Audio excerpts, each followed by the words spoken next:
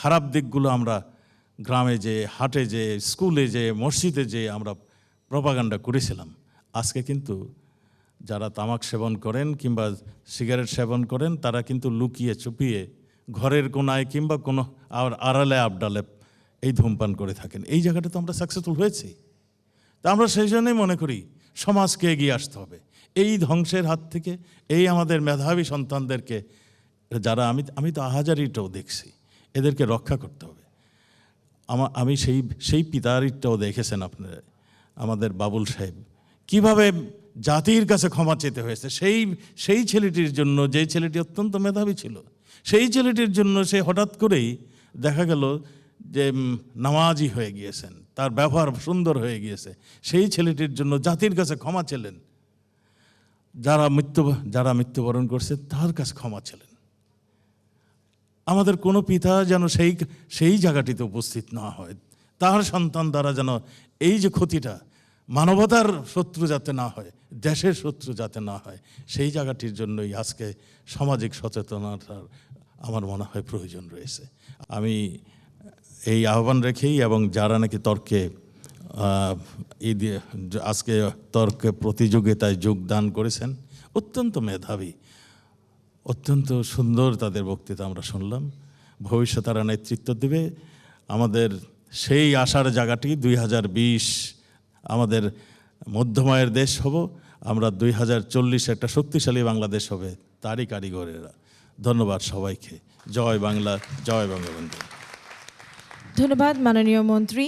আমাদের আজকের অনুষ্ঠানের প্রধান অতিথি গণপ্রজাতন্ত্রী বাংলাদেশ সরকারের স্বরাষ্ট্র মন্ত্রণালয়ের মাননীয় মন্ত্রী জনাব আসাদুজ্জামান খান এমপি, আপনার মূল্যবান বক্তব্যের জন্য।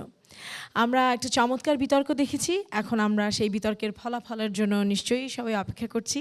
সেই ফলাফলটি ঘোষণা করবার জন্য আমি বিনীতভাবে অনুরোধ জানাচ্ছি এই ছায়া সংসদের স্পিকার এবং ডিবেট ফর ডেমোক্রেসির চেয়ারম্যান জনাব হাসান আহমেদ চৌধুরী কিরণকে।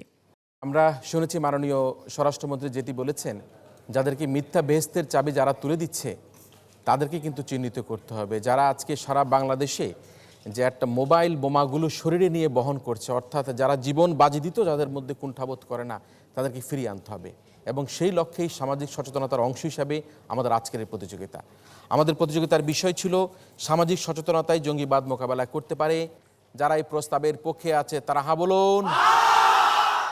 যারা প্রস্তাবের পক্ষে আছে তারা হা বলুন। যারা প্রস্তাবের পক্ষে আছে হা বলুন। এবং যারা এই প্রস্তাবের বিপক্ষে আছে তারা না বলুন। যারা প্রস্তাবের বিপক্ষে আছে তারা না বলুন। প্রস্তাবের বিপক্ষ দল না বলুন।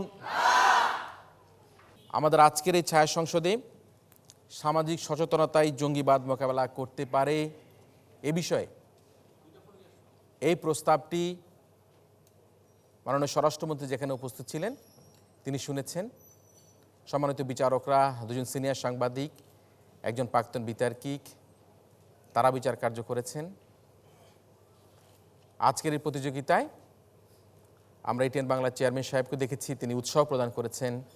এবং আমরা শুনেছি যে ইউসিবি অর্থাৎ ইউনাইটেড কমার্শিয়াল ব্যাংক আমাদেরকে 5 বছরের জন্য সহযোগিতা করতে চায়, তার চেয়ারম্যান জনাব সবুরও আছেন। তাদের সামনে মাননীয় স্বরাষ্ট্রমন্ত্রীর উপস্থিতিতে আমরা দেখতে পাচ্ছি আজকের এই প্রতিযোগিতায় এই প্রস্তাবটি এই সংসদে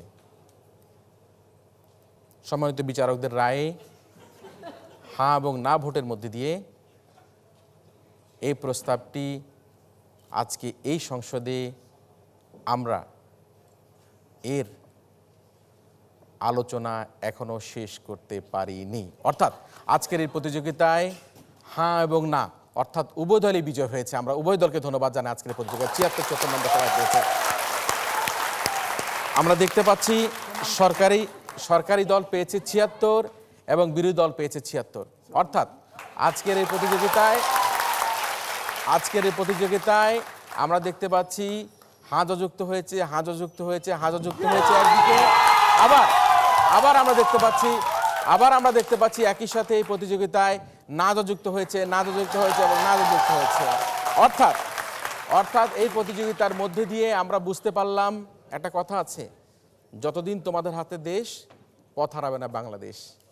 এবং সেই পথ যাতে না হারায় সেই পথ না হারানোর প্রত্যয় ব্যক্ত করে আমাদের আজকের ইউসিবি পাবলিক পার্লামেন্ট বিতর্ক প্রতিযোগিতার উদ্বোধনী অনুষ্ঠান এখানেই শেষ করছি। সবাই ভালো থাকবেন, সুস্থ থাকবেন। আমাদের অনুষ্ঠান এখানেই শেষ।